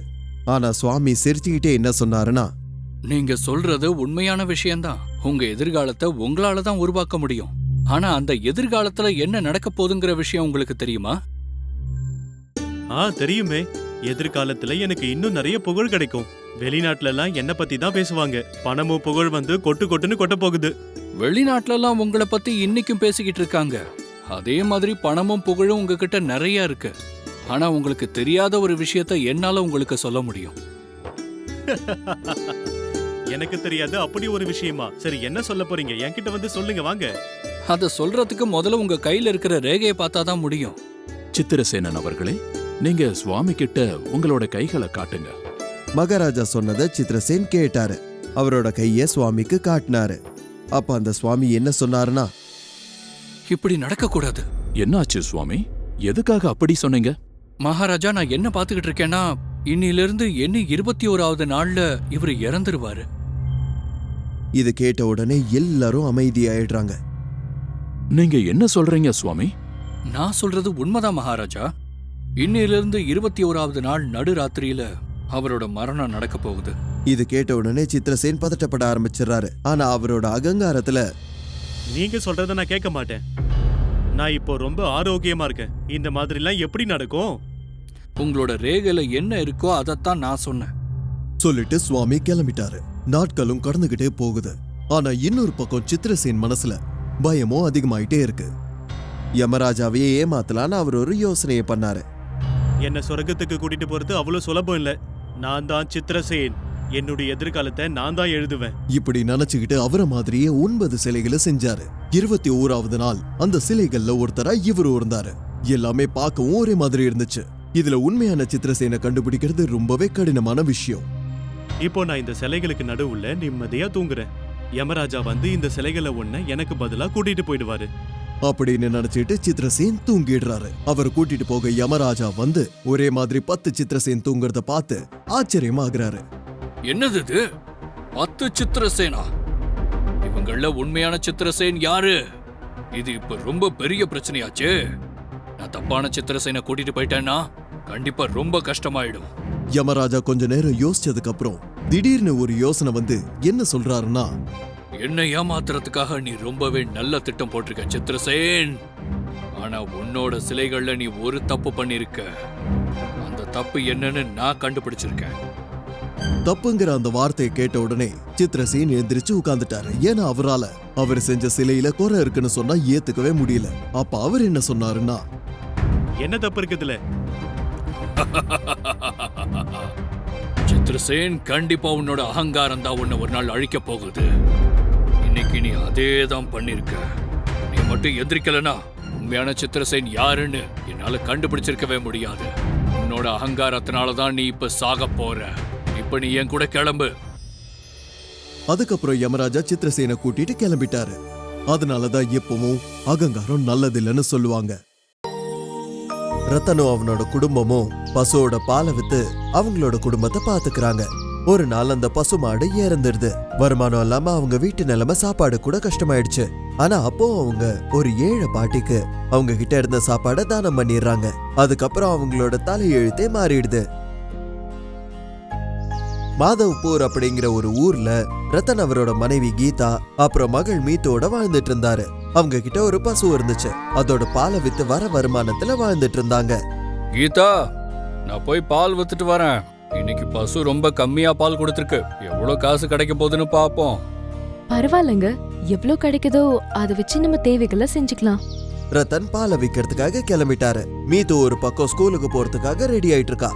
இங்க பாருமா மீத்து, தயவு செஞ்சு சீக்கிரமா ஸ்கூலுக்கு கிளம்பு. இதுமா நான் ரெடி ஆயிட்டே தான் இருக்கேன். அப்போ திடீர்னு வீட்டு வெளியே யாரோ வந்த சத்தம் கேக்குது. மீத்து அப்ப வெளியே வந்து பாக்குறா. அங்க ஒரு வயசான பாட்டி நின்னுகிட்டு இருக்காங்க. என்ன பாட்டிமா, உங்களுக்கு என்ன வேணும்? இங்க பாருமா, சாப்பிட ஏதாவது இருந்தா கொடுமா, எனக்கு ரொம்ப பசிக்குது. சரி பாட்டிமா, நான் இதோ போய் எடுத்துட்டு வரேன். அம்மா, வெளியில ஒரு பாட்டிமா வந்திருக்காங்க. அவங்களுக்கு சாப்பிடுறதுக்கு ஏதாவது கொடுங்களே, ரொம்ப பசியில இருக்காங்க. சரி. அவங்க கிச்சன்ல இருந்து சில பொருளை எடுத்துட்டு வந்து அவங்களுக்கு குடுக்கறாங்க. அந்த பாட்டிமா அதை வாங்கிக்கிறாங்க. அம்மா, வாங்கிக்கோங்க, சாப்பிடுங்க. அம்மா, என்னுடைய பசிக்கு சாப்பாடு கொடுத்ததுக்கு நன்றி. உன் குடும்பம் உண்மையிலேயே ரொம்ப நல்லா இருக்கும்மா. கொடுத்ததை சாப்பிட்டு அந்த பாட்டிமா கீதாவை வாழ்த்திட்டு அங்கிருந்து கிளம்பிட்டாங்க. இதே மாதிரி 3-4 நாளுக்கு ஒரு தடவை அந்த பாட்டி வந்து அவங்க கிட்ட சாப்பாடு கேட்டுட்டு இருந்தாங்க. கீதாவும் மீத்துவும் இருந்ததை அவங்களுக்கு கொடுத்தாங்க. சாப்பிட்டு முடிச்சிட்டு அவங்கள வாழ்த்திட்டு அங்கிருந்து பாட்டி கிளம்பிடுவாங்க. அந்த கடவுள் உங்களையும் உங்க குடும்பத்தையும் சந்தோஷமா வச்சிருப்பாரு. அதுக்கப்புறம் ஒரு நாள் பசு கிட்ட பால் எடுக்கிறதுக்கு ரத்தன் போகும்போது அந்த மாடு அசையாம தரையில விழுந்திருந்ததை பார்த்தான். அந்த மாடை போய் இறந்துருச்சு. அடடா, என்ன நடந்து போச்சு? என்னோட மாடு இப்படி இறந்ததை என்னால தாங்க முடியல அப்படின்னு கத்த ஆரம்பிச்சிட்டாரு. அவரோட குரலை கேட்டு கீதாவும் மீத்துவும் அங்க ஓடி வந்தாங்க. நம்ம மாட்டுக்கு என்னதான் ஆச்சு? ராத்திரி ஏதோ பாம்பு வந்து கடிச்சிருச்சுன்னு நினைக்கிறேன். இப்ப நம்ம என்ன பண்றது? நம்ம குடும்பமே இந்த மாட்டை நம்பிதானே இருந்தது. அம்மா, நம்ம வேணா இன்னொரு மாடு வாங்கிக்கலாமா? இல்ல கண்ணா, இன்னொரு மாடு வாங்குற அளவுக்கு நம்ம கிட்ட காசு இல்ல. நீங்க எதுக்கும் கவலைப்படாதீங்க. நான் போய் ஏதாவது வேலை கிடைக்குதான்னு பாக்குறேன். அதுல இருந்து ஏதாவது காசு சேர்த்து வச்சிட்டோம்னா நம்ம அதுக்கப்புறம் இன்னொரு மாடை வாங்கிக்கலாம். இப்படியே நாட்கள் கடந்து போயிட்டு இருந்தது. ரத்தன் தினமும் ஊருக்கு வெளியே போய் இருந்தவங்க கிட்ட எல்லாம் வேலை கேக்குறாரு. ஆனா அங்க யாருமே அவருக்கு வேலை கொடுக்கல. ஏதாவது வேலை இருந்தா கொஞ்சம் சொல்லேன்பா, நான் எதுவா இருந்தாலும் பண்றேன். இல்லங்க, உங்ககிட்ட கொடுக்கறதுக்கு என்கிட்ட எந்த வேலையும் இல்ல. பாவம் ரத்தன் ரொம்ப சோகமா வீட்டுக்கு திரும்பி வந்துடுறாரு. அவருக்கு எந்த வேலையும் கிடைக்கலன்னு அவரோட மனைவி கிட்ட சொல்றாரு. இப்ப நம்ம என்ன பண்றது? இப்ப நம்மளுக்கு வடிக்கிறதுக்கு அரிசி கூட இல்லையே. இன்னைக்கு சாப்பிடுறதுக்கு என்ன இருக்கு? ஒரே ஒரு ரொட்டி மட்டும்தான் செஞ்சு வச்சிருக்கேன். இதுக்கு மேல பண்ண மாவும் இல்லங்க. நீங்களும் மெதுவும் பாதி பாதி வேணா சாப்பிடுங்க. இல்ல, நீங்க 2 பேரும் சாப்பிடுங்க. அதுக்குள்ள அந்த பாட்டிமா வெளியே வந்து நின்னுட்டு இருந்தாங்க. பாப்பா, சாப்பாடு இருக்காமா? இந்தாங்க பாட்டி, இன்னைக்கு இந்த ரொட்டி மட்டும்தான் வீட்ல இருக்கு. வேற எதுவும் சாப்பிடுறதுக்கு இல்ல. இருந்த ஒரே ஒரு ரொட்டியையும் எடுத்து கொடுத்துடுறா. கடவுள் உன்னை சந்தோஷமா பார்த்து பாருமா அப்படின்னு சொல்லிட்டு கிளம்பிடுறாங்க. 3 பேரும் பசியோட தூங்கிடுறாங்க. அடுத்த நாள் விடிஞ்சிருச்சு. கதவுக்கு வெளியே மறுபடியும் அந்த பாட்டிமா வந்து சத்தம் கேக்குது. கீதா வெளியே வராங்க. பாட்டிமா, இன்னைக்கு உங்களுக்கு கொடுக்கறதுக்கு எங்ககிட்ட ஒண்ணுமே இல்ல. இல்லம்மா, நான் இன்னைக்கு வாங்கறதுக்கு வரல, கொடுக்கறதுக்கு வந்திருக்கேன். அப்படின்னு சொல்லிட்டு அந்த வயசான பாட்டி ஒரு ரொட்டியை எடுத்து கொடுக்கறாங்க. இந்த இது வாங்கிக்கோம்மா. உங்களுக்கு இன்னைக்கு சாப்பிடுறதுக்கு எதுவும் இல்லம்மா, அதனால இத சாப்பிடுங்க. இல்ல பாட்டிமா, நீங்க சாப்பிடுங்க. நாங்க ஏதாவது ஒண்ணு ஏற்பாடு பண்ணிக்கிறோம். இங்க பாருமா, இது ஒன்னும் சாதாரண ரொட்டி கிடையாது. இது ஒரு மந்திர ரொட்டி. இது நீ என்ன கேட்டாலும் உடனே கொடுத்துரும். இந்த ரொட்டிய தட்டுல வச்சுக்கிட்டு நீங்க என்ன கேக்குறீங்களோ அது தட்டுக்கு உடனே வந்துரும்மா. இப்பவே போய் சாப்பிடுங்க. அப்படின்னு சொல்லிட்டு பாட்டிமா திடீர்னு மறைஞ்சிடுறாங்க. கீதா இந்த விஷயத்த ரத்தனுக்கும் மீத்துவுக்கும் சொல்றாங்க. எனக்கு ரொம்ப ரொம்ப பசிக்குது. இந்த ரொட்டி கிட்ட சொல்லி சாப்பிடுறதுக்கு ஏதாச்சும் ஏற்பாடு பண்ணுங்களே. கீதா அந்த ரொட்டியை சரி பாதியா பிரிச்சு தட்டுல ரத்தனுக்கும் மீத்துவுக்கும் கொடுக்கறாங்க. பக்கத்துல சாப்பிட உருளைக்கிழங்கு வேணும்னு கேக்குறாங்க. 2 தட்டுக்குள்ளேயும் உருளைக்கிழங்கு வந்துடுது. ரத்தன் வச்சிருந்த பாதி ரொட்டியில ஒரு பாதி எடுத்து கீதா கொடுக்கறாரு. 3 பேரும் சாப்பிடுறாங்க. பாட்டி சொன்ன மாதிரியே அந்த ரொட்டி முடியவே இல்ல. ஒண்ணு முடிஞ்ச உடனே இன்னொன்னு அங்க வந்துருது. என்கிட்ட ஒரு நல்ல யோசனை வந்திருக்கு. நாம ஏன் இதை வச்சு ஒரு வேலை பார்க்க கூடாது? ஆமா, நமக்கு இப்போ என்ன தேவைப்படுதோ அத ரொட்டி கிட்ட கேட்டுக்கலாம். ரத்தன் ஒரு சின்ன கடையா ஆரம்பிச்சிட்டாரு. அதுல ரொட்டி அப்புறம் சாதம் எல்லாம் வித்துட்டு இருந்தாரு. யார் வந்து என்ன சாப்பிட கேட்டாலும் ரத்தன் அந்த ரொட்டி கிட்ட கேட்பாரு. இதே மாதிரி கொஞ்ச நாளுக்கு அப்புறம் அந்த சின்ன கடை ஒரு பெரிய ஹோட்டல் ஆயிடுச்சு. அங்க நிறைய பேர் வேலை செய்ய ஆரம்பிச்சிட்டாங்க. ரத்தனோட சின்ன வீடு இப்ப பெரிய பங்களா ஆயிடுச்சு. அதனால பசங்களா, இந்த கதை மூலமா நமக்கு என்ன தெரியுதுன்னா, நம்ம ஒருத்தங்களுக்கு ஒருத்தங்க உதவி பண்ணியே ஆகணும். என்னைக்காவது ஒரு நாள் நம்ம பண்ண நல்லது கண்டிப்பா நமக்கு நல்ல பலனை கொடுக்கும். தீரஜ்பூர் அப்படிங்கிற ஒரு கிராமத்துல சூரஜ் அப்புறம் சஞ்சய்னு 2 நண்பர்கள் இருந்தாங்க. அவங்க பருப்பு, அரிசி, கோதுமை வியாபாரம் செஞ்சுட்டு இருந்தாங்க. 2 பேர்ல சஞ்சய் ரொம்ப பேராசை கொண்டவன். எப்பவுமே அவனோட பொருட்களை பெருசா பேசி பெரிய விலைக்கு விற்பான். சூரஜ் சரியான விலைக்கு மட்டும்தான் அவனோட பொருட்களை விற்பான். வயசானவங்களுக்கும் ஏழைங்களுக்கும் உதவியும் பண்ணுவான். 2 பேரும் இப்போ அவங்களோட பொருளை சேர்த்து தான் எடுத்துட்டு போவாங்க.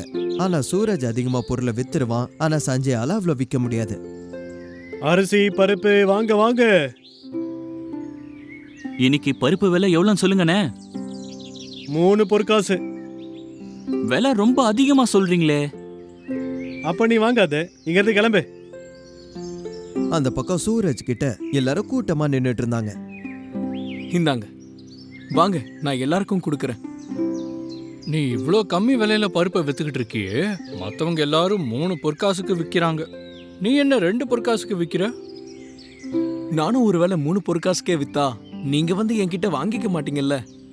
நான் விக்கிறதுக்காக தான் இங்க வந்திருக்கேன். அதனால எவ்வளவுக்கு வித்து போகுதோ அவ்வளோக்கு வித்துருவேன். அட சூரஜ், நம்ம 2 பேரு பொருட்களும் ஒரே மாதிரி இருக்கும். ஆனா நீ உன்னுடைய பொருள் எல்லாத்தையும் வித்துடுற. என் பொருள் மிச்சம் அப்படியே இருக்கு. சஞ்சய்னா, நீங்க எப்பவுமே உங்களோட பொருட்களை விலை அதிகமா தான் விக்கிறீங்க. அவ்வளோ விலை இருக்கும்போது நிறைய பொருளை விற்கிறது கஷ்டம் இல்ல. அட சூரஜ், நம்ம கஷ்டப்பட்டு ஒரு கிராமத்துல இருந்து இன்னொரு கிராமத்துக்கு போறோம். கஷ்டப்பட்டு வர்றதுனால நம்ம விலை ஜாஸ்தியா வச்சுதானே வித்து ஆகணும். ஆமாதான், ஆனா அவ்வளோ விலை யாரு கொடுப்பாங்க? சஞ்சய்ன, ஏழைங்களால அவ்வளோ காசை எடுத்துட்டு வர முடியாது. சரி சூரஜ், இருக்கட்டும். நீ எனக்கு சொல்லி கொடுக்காத, உன் விலையை நீ பாத்துக்கோ. அப்படின்னு சொல்லிட்டு அவங்க 2 பேரும் ஒரு ஊருக்கு போறாங்க. அங்க போனதுக்கு அப்புறம் 2 பேரும் வேற வேற திசையில போய் அவங்க 2 பேரும் அவங்களோட பொருளை விற்க ஆரம்பிச்சிடுறாங்க. வாங்க, அரிசி, பயிறு, கோதுமை வாங்கிக்கங்க. சீக்கிரம் வாங்க, உங்களுக்காக தான் வந்திருக்கோம். இப்படி சத்தம் போட்டு சஞ்சய் எல்லாரையும் அவன் கிட்ட கூப்பிட்டு இருக்கான். அவனோட குரல் கேட்டு தூரத்துல நின்னுட்டு இருந்த ஒரு பாட்டிமா வீட்டுக்குள்ள போயிட்டு அவங்க கணவர்கிட்ட சொல்றாங்க. நான் சொல்றது கேக்குதா? வெளிய பருப்பு விக்கிறவங்க வந்திருக்காங்க. நம்ம வீட்ல வேற எல்லா பொருட்களும் தீந்து போயிடுச்சு. போய் வாங்கிட்டு வாங்கல. ஏன்னா நாளையில இருந்து நம்ம சாப்பிடுறதுக்கு வீட்ல எதுவுமே இல்ல. ஆமா, உண்மைதான். நீ சரியான நேரத்துல ஞாபகப்படுத்தின. ஆனா நம்ம கிட்ட இருந்த எல்லா காசும் முடிஞ்சு போச்சே. நாம காசை கொடுக்காம அவங்க எப்படி நமக்கு பொருள் தருவாங்க? எனக்கு இப்ப என்ன பண்றதுன்னே புரியல. நாளையில இருந்து நம்ம என்ன சாப்பிட போறோம்? எனக்கு இங்க பாருங்க, நம்ம வீட்ல உங்க அப்பாவோட ரொம்ப பழைய ஒரு பாத்திரம் இருக்கு. அதுக்கு பதிலா நமக்கு ஏதாவது கிடைக்குதான்னு பாப்போம். அந்த பழைய பாத்திரத்தை வச்சு நமக்கு என்ன கிடைக்க போகுது? அரிசியோ பருப்போ ஏதாவது கிடைக்குதான்னு பாப்போம்.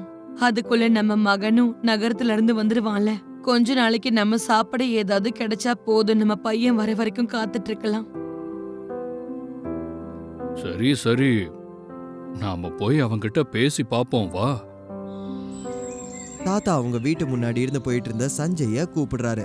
அவங்கிட்ட என்ன சொல்றாருன்னா, இங்க பாரு கண்ணா, நீ இந்த அரிசியை எவ்வளவுக்கு விக்கிறேன்னு சொல்லு. 5 பொற்காசுக்கு விக்கிறேன் தாத்தா. கண்ணா, அதை வாங்கறதுக்கு இப்போ எங்ககிட்ட காசு இல்ல.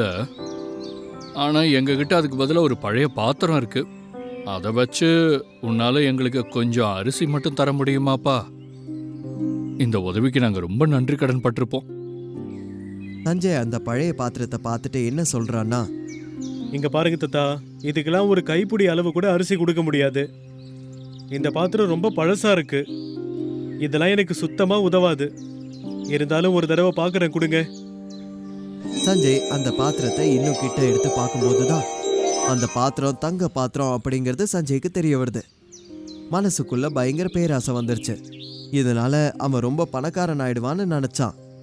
இந்த பாத்திரமும் அவனுக்கு இலவசமா கிடைச்சதுன்னா எதுக்கு அரிசியை வீணாக்கணும்னு நினைச்சுக்கிட்டான். அட இல்ல, இந்த பாத்திரத்தை வச்சு என்னால எதுவுமே பண்ண முடியாது. இதுக்கு பதிலா உங்களுக்கு எதுவுமே கிடைக்காது. இது எனக்கு சுத்தமா உதவாது அப்படின்னு சொல்லிட்டு அந்த பாத்திரத்தை பாட்டி கிட்ட தூக்கி போட்டுடுறான். அதுக்கப்புறம் அங்கிருந்து கிளம்பிட்டான். பாவம் தாத்தாவும் பாட்டியும் அதே வீட்டுக்கு வெளியே ரொம்ப சோகமா என்ன பண்றதுன்னு தெரியாம உட்கார்ந்துட்டு இருந்தாங்க. அப்போ கொஞ்ச நேரத்துக்கு அப்புறம் அரிசியை வித்துக்கிட்டு சூரஜ் அந்த பக்கம் கத்திக்கிட்டே வந்துட்டு இருந்தான். அந்த வயசானவங்கள சூரஜ் அப்ப பார்த்துட்டான். அவங்க கிட்ட போய் சூரஜ் என்ன சொல்றான்னா, என்னாச்சு பாட்டி, நீங்க ஏன் இப்படி உக்காந்துட்டு இருக்கீங்க? ஏதாவது பிரச்சனை இருந்துச்சுன்னா நீங்க என்கிட்ட சொல்லலாம். என்னால முடிஞ்ச அளவுக்கு நான் உங்களுக்கு உதவி பண்றேன். இங்க பாருப்பா, நீ ரொம்ப நல்லவனா இருக்க. எங்க வீட்ல இருக்கிற அரிசி எல்லாமே தீர்ந்து போயிடுச்சு. எங்க கிட்ட இப்ப பணமும் கிடையாது. எங்களோட பையன் நகரத்துல இருக்கான். அவன் திரும்பி வர வரைக்கும் நாங்க என்ன பண்றது? சாப்பிடவும் எதுவும் இல்லை. அதான் உட்கார்ந்துட்டு இருக்கோம். நீங்க ஒன்றும் கவலைப்படாதீங்க பாட்டி, நான் உங்களுக்கு அரிசி கொடுக்கறேன். எவ்வளவு வேணும்னு சொல்லுங்க. இல்லப்பா, எங்களுக்கு இலவசமா எதுவும் வேண்டாம். எங்க கிட்ட ஒரு பழைய பாத்திரம் ஒண்ணு இருக்கு. அதுக்கு பதிலா நீ எங்களுக்கு அரிசி கொடுக்கறியா தம்பி? சரி பாட்டி, நான் தரேன். உங்களுக்கு எப்படி தோணுதோ அப்படியே பண்றேன். அந்த பாத்திரத்தை நான் வாங்கிக்கிறேன். பாட்டி அந்த பழைய பாத்திரத்தை சூரஜ் கிட்ட கொடுத்துட்டாங்க. சூரஜ் எப்படியோ அவங்களுக்கு உதவி பண்ணலாம் தான் நினைச்சான். பாட்டி சொன்னாங்கன்றதுக்காக தான் சூரஜ் அந்த பாத்திரத்தை வாங்கினான். அதுக்கப்புறம் அதை பார்க்கும்போது இது தங்க பாத்திரம் அப்படிங்கிற விஷயம் சூரஜுக்கு தெரிய வருது. அட பாட்டி, இது தங்க பாத்திரம். இத வாங்குற அளவுக்கு என்கிட்ட காசு கிடையாது. இங்க பாருப்பா, கொஞ்ச நேரத்துக்கு முன்னாடி தான் ஒருத்தன் வந்து இது எதுக்குமே உதவாதுன்னு தூக்கி போட்டுட்டு போயிட்டான். நீ என்னடானா பாத்திரத்தை வாங்காமலேயே அரிசியை கொடுக்கறதுக்கு ஒத்துக்கிட்ட. நீ ரொம்ப நல்லவன்பா. உனக்கு என்ன தோணுதோ அதையே நீ செய். பாட்டி, என்கிட்ட இருக்கிற காசு அப்புறம் இந்த அரிசி எல்லாத்தையும் நீங்களே வச்சுக்கோங்க.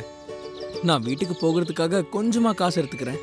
சூரஜ் அவன்கிட்ட இருந்த எல்லா பொருளும் அப்புறம் காசையும் பாட்டி தாத்தா கிட்ட கொடுத்துட்றான். கொஞ்சம் காசை மட்டும் எடுத்துட்டு அவனோட வீட்டுக்கு திரும்பி போயிடுறான். இன்னொரு பக்கம் சஞ்சய் எப்படியாவது பணக்காரன் ஆகணும்னு யோசிச்சுட்டு இருக்கான். அதனால அந்த தாத்தா பாட்டி கிட்ட வந்து என்ன சொல்றான்னா, பாட்டி சரி, அந்த பாத்திரத்தை இப்படி கொடுங்க, நான் உங்களுக்கு கொஞ்சம் அரிசி தரேன். எங்க எடுத்துட்டு வாங்க பாத்திரத்தை. இங்க பாருப்பா, நீ உதவாதுன்னு சொன்ன ஒரு பாத்திரம் இருக்குல்ல, அது தங்க பாத்திரம்ப்பா. இன்னொருத்தர் வந்து எங்களுக்கு நல்ல விலையை கொடுத்து அதை வாங்கிட்டு போயிட்டாரு. அந்த பாத்திரத்தை எடுத்துட்டு சூரஜ் நகரத்துக்கு போயிட்டான். அதை வித்து நிறைய காசு எடுத்துட்டு திரும்ப வரான். அந்த காசை வச்சு முதல்ல ஒரு கடையை வாங்கி ஹோல்சேலா அங்க அரிசியை எடுத்துட்டு வந்து விற்க ஆரம்பிச்சிட்டான். சூரஜ் சஞ்சய்க்கு பாட்டி தாத்தா கிட்ட நடந்ததை சொல்றான்.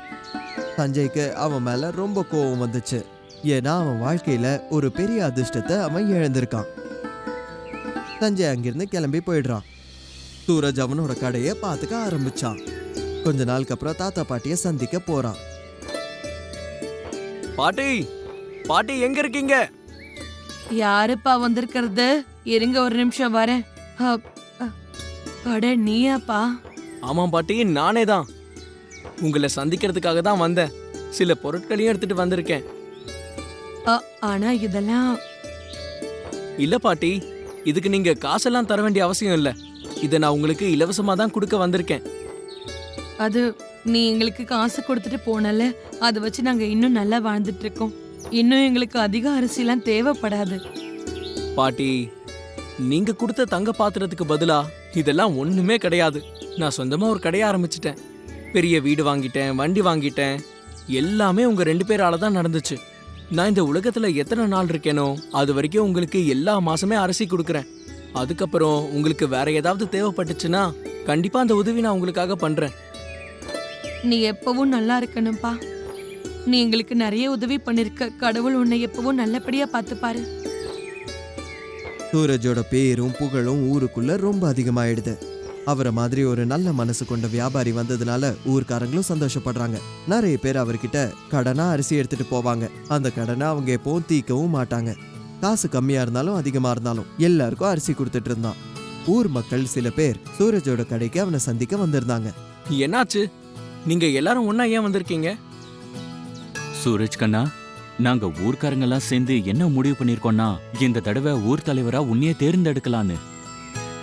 அட வேண்டாம் வேண்டாம், எனக்கு இந்த பொறுப்பெல்லாம் வேண்டாம். எனக்கு இந்த கடை இருக்கே, இதுவே எனக்கு போதும். இதோ பார்ப்பா சூரஜ், ஊர்ல இருக்கிற எல்லாரும் இதை தான் விரும்புறாங்க. எங்க வேண்டுகோளை ஏத்துக்கிட்டீங்கன்னா ரொம்ப சந்தோஷமா இருக்கும்பா. அப்போ சரி, உங்களுக்கு எப்படி தோணுதோ அப்படியே பண்ணுங்க. எல்லாருக்கும் சந்தோஷம்னா எனக்கும் சந்தோஷம் தானே. நான் தலைவனா இருக்கிறதுனால ஊர் மக்களுக்கு நல்லது நடந்தா அதை எதுக்கு நான் தயாரா இருக்கேன். ஊர் மக்கள் சூரஜ அந்த ஊருக்கு தலைவனாக்கிடுறாங்க. சூரஜ் தான் ஊர்ல இருக்கிற எல்லா முடிவும் எடுத்துட்டு இருக்கான். ஊர் மக்கள் எல்லாரும் அவன் சொல்றத கேட்பாங்க. அதே மாதிரி எல்லா மாசமும் தாத்தா பாட்டிக்கு அரிசியும் காசும் கொடுத்துட்டு வருவான். இந்த மாதிரி அந்த தங்க பாத்திரம் சூரஜ பணக்காரனாக்குனது மட்டும் இல்லாம தாத்தா பாட்டியோட வாழ்க்கையில இருந்த பிரச்சனை எல்லாத்தையும் தூரமாக்கிடுச்சு. பல்பீர் நகர்ல ஹர்பால் சிங் அவரோட ரிட்டையர்மெண்ட் வாழ்க்கையை வாழ்ந்துகிட்டு இருந்தாரு. அவரோட குடும்பத்துல அவர் மனைவி கீதா, மகன் தீபக், அப்புறம் மருமகள் மீனு இருந்தாங்க. வீட்டோட கீழ் மாடியில ஹர்பால் சிங்கும் கீதாவும் வாழ்ந்துட்டு இருந்தாங்க. மேல அவங்க மகனும் மருமகளும் வாழ்ந்துட்டு இருந்தாங்க. மேல இருக்கிறவங்களுக்கும் கீழே இருக்கிறவங்களுக்கும் எப்பவும் சண்டை நடந்துகிட்டே இருக்கும். இந்த மாதிரி தினமும் சண்டை போட்டு போட்டு என்னால சுத்தமா முடியல. இதுக்கு மேல நம்மளால என்ன பண்ண முடியும்? கடவுள் நமக்கு இப்படிப்பட்ட ஒரு மகனை கொடுத்திருக்காரு. மருமக அவனை விட ரொம்ப மோசமா இருக்கா. கொஞ்ச நாளுக்கு அப்புறம் தீபக்கோட மனைவி மீனுக்கு ட்வின்ஸ் பிறக்கிறாங்க. 2 மகள்களும் ரொம்ப அழகா இருந்தாங்க.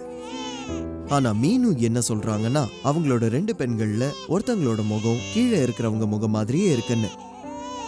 2வது பொண்ணு பாக்குறதுக்கு மீனு மாதிரியே இருக்கலாம். அதனால அவளை மட்டும் பாத்துக்கிறாங்க.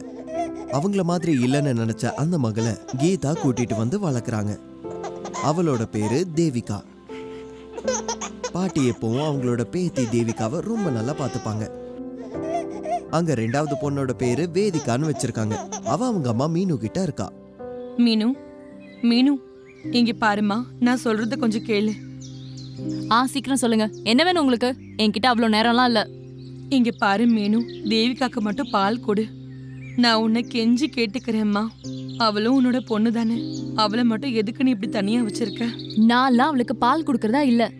என்கிட்ட இருக்கிறது ஒரே பொண்ணுதான். அவ என்கிட்ட தான் இருக்கா. ஹர்பால் சிங் இந்த விஷயத்தை எல்லாத்தையும் உட்காந்து கேட்டுக்கிட்டு இருந்தாரு.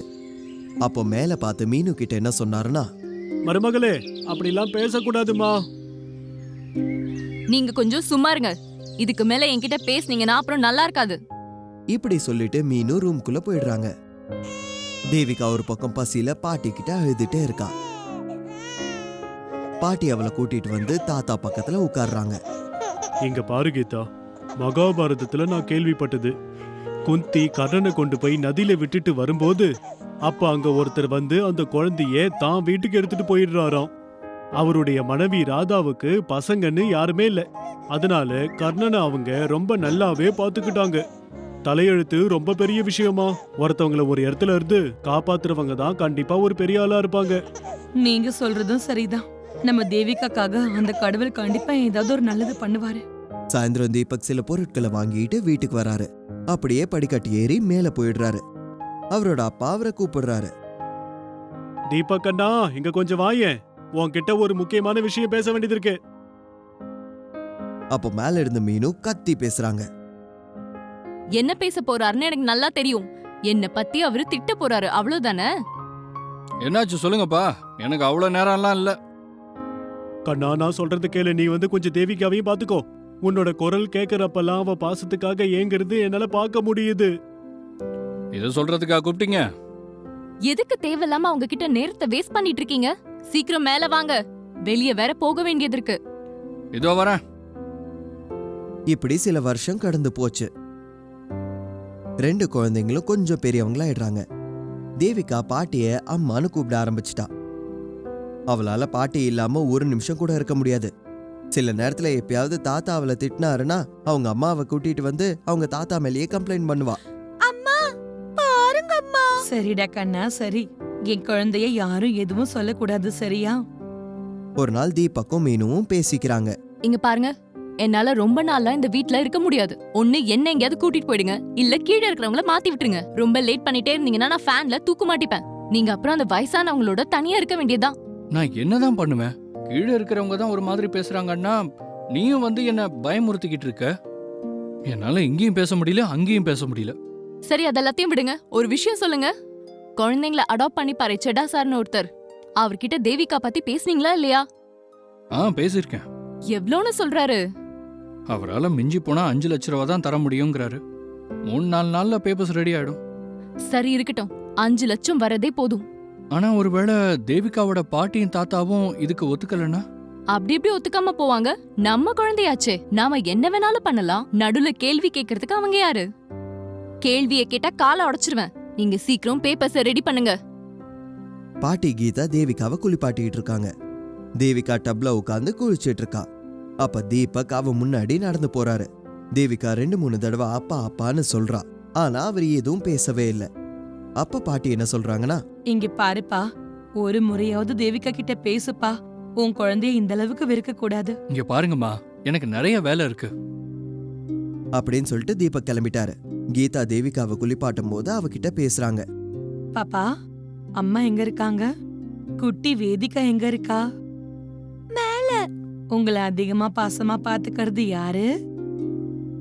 நீங்க தான் அம்மா. ஆமா. தேவிகா கீதா பாட்டிக்கு முத்தம் கொடுக்கறா.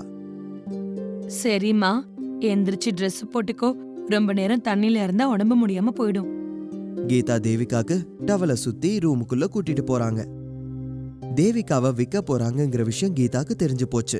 அவங்க ஹர்பால் சிங் கிட்ட சொல்றாங்க. இங்க பாருங்க, தேவிகாவை யாரோ அடாப்ட் பண்ணிக்க போறாங்கன்னு தீபக்கும் மீனும் பேசிக்கிட்டாங்க. அவங்க கிட்ட 5 லட்சத்துக்கு விற்க போறாங்களாம். இல்ல, அப்படிலாம் நடக்க வாய்ப்பே இல்ல. இவ்வளோ கேவலமான வேலை செய்யறதுக்கு எந்த ஒரு அப்பா அம்மாவும் வரவே மாட்டாங்க. இல்லங்க, அவங்க 2 பேரும் பேசிக்கிட்டு இருந்ததை நானே கேட்டேங்க. அப்படின்னா அதுக்கு என்ன அர்த்தம்? விஷயம் நம்ம கைய மீறி போயிடுச்சு. நீ ஒண்ணு கவலைப்படாத. தேவிகா மேல அவங்க விரல் படக்கூட நான் விட மாட்டேன். இந்த 2 பேரையும் நான் ஜெயிலுக்கு தான் அனுப்ப போறேன். இல்லங்க, அப்படிலாம் பண்ணிடாதீங்க. என்னதான் ஆனாலும் தீபக் நம்மளோட புள்ள. நான் அவனுக்கு புரியுற மாதிரி சொல்றேன். அவன் ஒரு உதவாக்கரையா மாறி இருக்கான். எதுவும் புரிஞ்சுக்க மாட்டான். உங்களுக்கு எப்படி தோணுதோ நீங்க அப்படியே பண்ணுங்க. ஹர்பால் சிங் அவர் மொபைல் போனை எடுத்து யாருக்கோ கால் பண்ணி விஷயத்த சொல்லிடுறாரு. ராத்திரி ஆயிடுச்சு. ஹர்பால் சிங், கீதா அப்புறம் தேவிகா உட்கார்ந்துட்டு இருக்காங்க. அப்பதான் செட்டாவும் இன்னொரு லேடியும் தீபக்கோட வந்து அப்படியே படிக்கட்டேறி மேல போயிடுறாங்க. செட்டா பாக்கிறதுக்கு ஒரு 50 வயசான ஒரு ஆளு.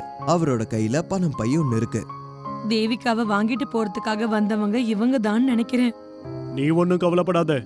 நான் இங்க எல்லா ஏற்பாடையும் பண்ணி வச்சிருக்கேன். அப்ப தீபக் மேல இருந்து வந்து தேவிகாவை கூட்டிட்டு போறதுக்காக பாக்குறாரு. என்னப்பா, இவள எங்க கூட்டிட்டு போக போற? அவங்க யாரு? அவங்க தேவிகாவை அடாப்ட் பண்ணிக்க வந்திருக்காங்க. நீ பண்ற விஷயம் ரொம்ப பெரிய தப்பு, புரிஞ்சுக்கோ. என்ன சரி என்ன தப்புன்னு எனக்கு நல்லா தெரியும். நீ தேவையில்லாம நடுவுல பேசிக்கிட்டு இருக்காத. தீபக் தேவிகாவை கூட்டிட்டு மேல போயிடுறாரு. தீபக், மீனு, செட்டா, அந்த லேடி எல்லாரும் மேல இருக்காங்க. 5 லட்சம் ரூபாய் கம்மிதான். இதோ பாருங்க, இந்த விஷயத்த தீபக்குக்கு நான் முன்னாடியே சொல்லிட்டேன். சரி, இத பாருங்க. நீங்க இவ்வளவு தூரம் கேக்குறதுனால 5 லட்சம் ரூபாய் மேல இன்னொரு 50,000 ரூபாய் கொடுக்கறோம். செட்டா பேக்ல இருந்து 5 லட்சம் ரூபாவை எடுத்து டேபிள் மேல வச்சிடுறாரு. ஒரு பேப்பர் மேல தீபக்க சைன் பண்ண சொல்லி கேக்குறாரு. இந்தாங்க பேமெண்ட். 5,50,000 கொடுத்திருக்கேன். இந்த குழந்தை இனிமே எங்களோடது. உங்களுக்கு வாழ்த்துக்கள். இதோ பாருங்க தீபக், யாரும் அப்ஜெக்ஷன் வைக்க மாட்டாங்கல்ல? அப்போ ஒரு குரல் வருது. சட்டம் ஆப்ஜெக்ஷன் கண்டிப்பா வைக்கும். திடீர்னு போலீஸ் ரூம்குள்ள வராங்க. அந்த பொண்ணு யாரோட பொண்ணா இருந்தாலும் சரி, அவளை வாங்குறதோ விக்கிறதோ ரொம்ப பெரிய குற்றம். உங்க 4 பேரையும் நாங்க அரெஸ்ட் பண்ண போறோம். 4 பேரையும் அரெஸ்ட் பண்ணி போலீஸ் கீழே கூட்டிட்டு வராங்க. தீபக்கும் மீனும் மன்னிப்பு கேட்டுட்டு இருக்காங்க. அப்ப கீதா என்ன சொல்றாங்கன்னா, மன்னிப்பு கேட்கணும்னா உங்க குழந்தை தேவிகா கிட்ட கேளுங்க. உங்களெல்லாம் அந்த கடவுள் கூட மன்னிக்க மாட்டாரு. என்ன மன்னிச்சிருடா கண்ணா. இல்ல, நீங்க ரொம்ப தப்பான அம்மா. இவங்களை நீங்க கூட்டிட்டு போங்க இன்ஸ்பெக்டர் சார். இவங்கள மாதிரி ஆளுங்க இங்கெல்லாம் இருக்கவே கூடாது. இவங்களுக்கு முடிஞ்ச அளவுக்கு கடினமான தண்டனையா கொடுங்க. போலீஸ் 4 பேரையும் கூட்டிட்டு போயிடுறாங்க. 4 பேரும் தலையை குனிஞ்சிட்டு போலீஸ் வண்டியில உட்கார்றாங்க. வண்டி அங்கிருந்து கிளம்பிடுச்சு. கெட்டது பண்ணணும்னு நினைச்சா கெட்டதே நடக்கும். ஒரு ஊர்ல ஆனந்த் அப்படிங்கிற ஒரு நேர்மையான ஒருத்தர் இருந்தாரு. அவரோட மனைவி பேரு தான் புஷ்பா. ஆனந்த் ஊருக்குள்ள இருக்கிற பெரியவரோட நிலத்துல வேலை செஞ்சிட்டு இருக்காரு. அட புஷ்பா, எங்க இருக்க? இதோ வந்துட்டு இருக்கேங்க. உங்களுக்காக தான் பக்கோடா பண்ணிட்டு இருக்கேன். புஷ்பா பக்கோடா எடுத்துட்டு வரா. ஆனந்த் பக்கோடா சாப்பிடுறாரு. அடடா, உன் கையால நீ செய்யற பக்கோடா எவ்வளவு சுவையா இருக்கும் தெரியுமா? அப்போ நீங்க இனிமே வேலைக்கெல்லாம் போகாதீங்க. வீட்லயே உட்காந்து பக்கோடா சாப்பிடுங்க சந்தோஷமா. அடுத்த நாள் நிலத்துக்கு ஆனந்த் வேலை செய்யறதுக்காக போகும்போது, ஆனந்த், இனிமே நீ வேலைக்கு வர தேவையில்லப்பா. என்ன ஆச்சுங்க ஐயா? நான் ஏதாவது தப்பு பண்ணிட்டேனா என்ன? இல்ல, நீ எந்த தப்பும் பண்ணல. என்னோட நிலத்தை நான் வேற ஒருத்தருக்கு வித்துட்டேன். நகரத்துல இருந்து பெரிய வியாபாரி வந்து ஷூ ஃபேக்டரி இங்க வைக்க போறாராம். ஆனந்த் ரொம்ப சோகமா மறுபடியும் வீட்டுக்கு திரும்பி வந்துடுறாரு. அவரோட வருத்தத்தை பார்த்து புஷ்பா இப்படி கேக்குறா. என்னாச்சுங்க? ஏன் இவ்ளோ சீக்கிரம் திரும்பி வந்துட்டீங்க? அவருடைய நிலத்தை வித்துட்டாராம். அதனால இனிமே வேலைக்கு வர தேவையில்லைன்னு சொல்லிட்டாரு. இது ரொம்ப கெட்ட செய்தியாச்சே. ஆமா, இப்ப நான் என்ன பண்றது? எனக்கு சுத்தமா எதுவுமே புரியல. நீங்க தப்பா நினைக்கலன்னா நான் ஒரு விஷயம் சொல்லட்டுமா? சொல்லு.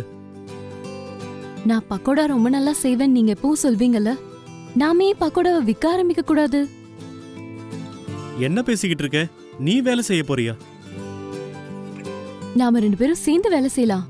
நான் வீட்ல பக்கோடா பண்றேன், நீங்க அதை வெளியே எடுத்துட்டு போய் வித்துட்டு வாங்க. ஆமா, நீ சொல்றதும் சரிதான். அடுத்த நாள் புஷ்பா சுட சுட பக்கோடா செஞ்சு கொடுக்கறா. ஆனந்த் அதை வண்டியில வச்சு விற்கிறதுக்காக கிளம்பிட்டாரு. ஊருக்கு வெளியே இருக்கிற ரோட்ல அவங்களோட தள்ளு வண்டிய வச்சிருக்காங்க. வாங்க வாங்க, சூடான பக்கோடா வந்து சாப்பிடுங்க வாங்க. ஒரு தடவை சாப்பிட்டு பாத்தீங்கன்னா மறுபடியும் வந்து வாங்குவீங்க. வாங்க வாங்க. பண்டி அவனோட நண்பன் பப்ளுவும் இத கேட்டு அவங்களுக்குள்ள பேசிக்கிறாங்க. அட, அங்க பாத்தியா, ஆனந்த் அண்ணா பக்கோடா வித்துக்கிட்டு இருக்காரு. ஆமாமா, இன்னைக்குதான் கடை போட்டிருக்காருன்னு நினைக்கிறேன். சரி, போய் கேட்போம் வா.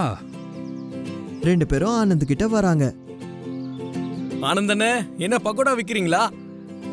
ஆமா. பக்கோடால இருந்து நல்ல வாசனை வருது. விலை என்னன்னு சொல்லுங்க. ஒரு பிளேட் 5 ரூபாய். சரி, அப்பனா எனக்கு ஒரு பிளேட் சாப்பிட கொடுங்க. எனக்கு ஒரு பிளேட் கொடுங்க. ஆனந்த் 2 பேருக்கும் பக்கோடா கொடுக்கறாரு. 2 பேரும் சாப்பிட்டாங்க. அடடா, பக்கோடா ரொம்ப சுவையா இருக்கே. ஆஹா, ரொம்ப சுவையா இருக்கு. எனக்கு இன்னும் 2 பிளேட் கொடுங்க, நான் வீட்டுக்கு எடுத்துட்டு போறேன். உங்க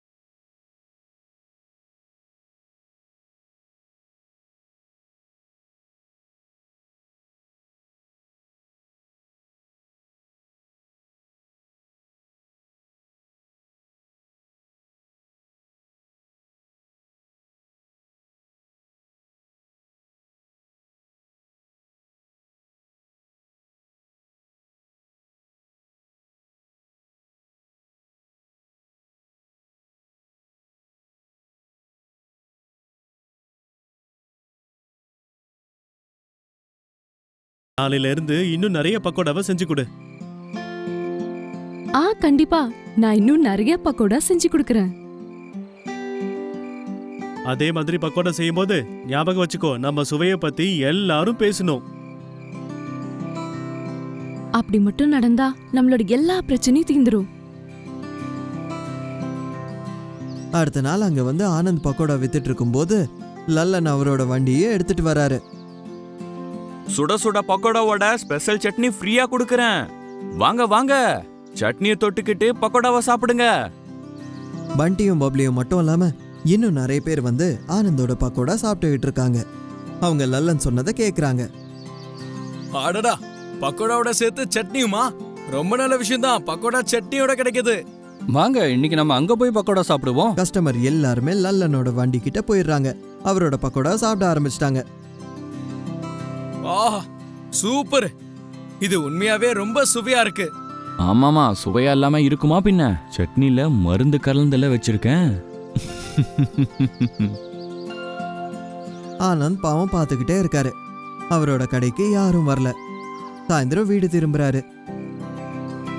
அட என்னது இது? இன்னைக்கு பக்கோடாவை விக்காமே திரும்பி எடுத்துட்டு வந்துட்டீங்க. எனக்கு தெரிஞ்சு நாம இந்த வேலையை நிறுத்தணும்னு நினைக்கிறேன். அட திடீர்னு இன்னைக்கு என்ன ஆச்சு? நேத்து தான் ரொம்ப நல்லா வியாபாரம் ஆச்சே, இன்னைக்கு என்ன ஆச்சு? இன்னைக்கு பக்கோடா கொஞ்சம் தான் வித்து போச்சு. ஏன்னா நலன் வந்து எல்லாரையும் அவருடைய கடைக்கு கூப்பிட்டுக்கிட்டாரு. இந்த சின்ன விஷயத்துக்கு நீங்க இவ்ளோ வருத்தப்படுறீங்களா? வருத்தப்படாம என்ன பண்ணுவேன்? கஸ்டமர் யாருமே நம்ம கடைக்கு வராம எல்லாரும் அவங்க கடைக்கு போறாங்க. அப்புறம் நாம எப்படி பக்கோடா விக்கிறது? ஆனா எல்லாரும் அவர்கிட்ட போற அளவுக்கு அப்படி அவர் என்ன பண்ணிருக்காரு? பக்கோடா கூட ஏதோ ஸ்பெஷல் சட்னியை எல்லாருக்கும் ஃப்ரீயா கொடுக்கறாரு. எல்லாரும் அவர்கிட்ட போய் 5 பிளேட் பக்கோடாவை சாப்பிடுறாங்க. என்னது 5 பிளேட்டா? அவ்ளோ பக்கோடாவை சாப்பிடுறாங்களா? ஆமா, எனக்கு என்னமோ சட்னியில ஏதோ கலந்து கொண்டு வந்தாருன்னு தோணுச்சு. இல்லனா ஒவ்வொருத்தரும் இவ்ளோ பக்கோடாவை எப்படி சாப்பிடுவாங்க? நீங்க இதுக்கெல்லாம் கவலைப்படாதீங்க. நாம நேர்மையா நம்ம வேலையை செஞ்சோம்னா அந்த கடவுளே நம்மளுக்கு துணை இருப்பாரு. நீங்க மறுபடியும் நாளைக்கு பக்கோடா விற்க போங்க. அடுத்த நாள் மறுபடியும் ஆனந்த் அங்க பக்கோடா விற்க வராரு. லல்லனும் அங்கேயே அவரோட கடையை வைக்கிறாரு. வாங்க வாங்க, ஸ்பெஷல் சட்னியோட பக்கோடாவை சாப்பிட்டு போங்க. லல்லனோட கடைக்கு தான் எல்லா கஸ்டமரும் போறாங்க. எல்லாரும் ஒண்ணுக்கு அப்புறம் ஒண்ணு பக்கோடா பிளேட்டா எடுத்து சாப்பிட்டுட்டு இருக்காங்க. என் நிலைமை என்ன ஆகுன்னு தெரியலையே. ஒருத்தர் கூட பக்கோடா வாங்க இந்த பக்கம் வரவே இல்லை. அப்போ ஒரு வயசானவர் லல்லனோட கடை கிட்ட வராரு. வந்து என்ன சொல்றாருன்னா, அட கண்ணா, எனக்கு கொஞ்சம் பக்கோடா கூட, ரொம்ப பசிக்குது. முதல்ல காசு கொடுங்க பெரியவரே, அப்புறமா பக்கோடா தரேன். இங்க பாரு கண்ணா, உன்கிட்ட கொடுக்கற அளவுக்குலாம் என்கிட்ட காசு இல்ல. காசு கொடுக்கலன்னா என்னால தர முடியாது. எனக்குனே கிளம்பி வந்துடுறானுங்க. முதல்ல போங்க. வயசானவரை அங்கிருந்து கிளம்பி போயிட்டாரு. அப்பதான் ஆனந்த் அவரை கூப்பிடுறாரு. தாத்தா, இங்க பாருங்க, ஒரு நிமிஷம் இங்க வாங்க. வயசானவரை ஆனந்த் கிட்ட போறாரு. என்ன ஆச்சு தாத்தா? ரொம்ப பசிக்குதா என்ன? ஆமாம் கண்ணா, ரொம்ப பசிக்குது. ஆனா வாங்கி சாப்பிடுற அளவுக்கு என்கிட்ட காசு இல்லையே. நீங்க ஒண்ணு கவலைப்படாதீங்க, நீங்க காசு கொடுக்காமவே சாப்பிடுங்க அப்படின்னு சொல்லிட்டு அந்த வயசானவருக்கு பக்கோடா கொடுக்கறாரு. பாபா பக்கோடா சாப்பிடும்போது சொல்றாரு, ரொம்ப சுவையா இருக்கே இந்த பக்கோடா. இவ்ளோ நல்ல பக்கோடாவை ஏன் யாரும் வாங்க மாட்டேங்கிறாங்க? தெரியலையே. இங்க யாரும் ஏன் பக்கோடாவை சாப்பிடுறது இல்ல. அவர்கிட்ட ஏதோ ஒரு ஸ்பெஷல் சட்னி இருக்கும். நீ ஒன்னும் கவலைப்படாத கண்ணா, மேல இருக்கிறவர் எல்லாத்தையும் பாத்துக்கிட்டு இருக்காரு. நீ படுற கஷ்டம்லாம் என்னைக்கும் வீண் போகாது. அப்ப திடீர்னு அங்க போலீஸ் ஜீப் வந்துடுது. ஜீப்ல இருந்து இன்ஸ்பெக்டர் வந்து லல்லன் கிட்ட என்ன சொல்றாருன்னா, எல்லாருக்கும் நல்ல சட்னி கொடுத்துட்டு இருக்கல, இப்போ நான் உன்னை எப்படி சட்னி ஆக்குறேன்னு பாரு. ஆனா சார், நான் என்ன பண்ண? நீ சட்னில ஏதோ ஒரு மருந்தை கலந்து எல்லாருக்கும் வித்துட்டு இருக்கல. உன்னோட சப்ளையரை நாங்க பிடிச்சிட்டோம். அவன் தான் உன்னோட பேரை சொன்னான். போலீஸ்காரங்க லல்லனை கூட்டிட்டு ஜீப்ல அங்கிருந்து கிளம்பிட்டாங்க. லல்லன் அரெஸ்ட் ஆயிட்டாரு. அட, அதனாலதான் இவரோட பக்கோடா சாப்பிட்டதும் தூக்கம் வந்துச்சா? இது தெரியாம போச்சே. ஸ்பெஷல் சட்னினா என்னன்னு இப்பதான் எனக்கு தெரிய வந்துச்சு. இதுக்கு பதிலா நம்ம ஆனந்த் அண்ணன் கிட்டயே பக்கோடாவை சாப்பிடலாம். அதுக்கப்புறம் கஸ்டமர் எல்லாரும் ஆனந்த் கிட்ட பக்கோடா வாங்க வந்துடுறாங்க. அதுக்கப்புறம் ஆனந்தோட பக்கோடா ரொம்ப ஃபேமஸ் ஆக ஆரம்பிச்சிடுச்சு. அவரோட வியாபாரமும் அதிகமாயிடுச்சு.